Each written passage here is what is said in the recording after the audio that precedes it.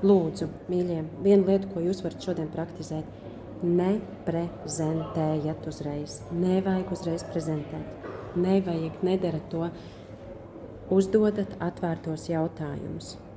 Vakardienas pieredze treniņš ar meiteni, kura nevar nopārdot vitamīnus. Es par produktiem nezināju neko. Es paņēmu austiņus, es viņai saku, es tev parādīšu, kā tu vari pārdot neprezentējot. Es par produktu nezinu neko. 3 smuki atvērtie jautājumi. Klients ir ieinteresēts, un tad jūs dodat no sava produkta pakalpojumu ārā tieši to, kas klientam var palīdzēt. Lūk, noslēpums. Protams, ka tas ir jāpraktizē. Praktizējiet, darat lietas, jums viss izdosies.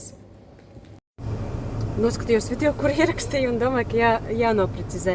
Es nesaku, ka nevajag zināt produktus. Produktus ir jāzina, savu pakalpojumu ir ļoti labi jāpārzina, kur jūs pārdodat, bet viņu nevajag uzreiz prezentēt.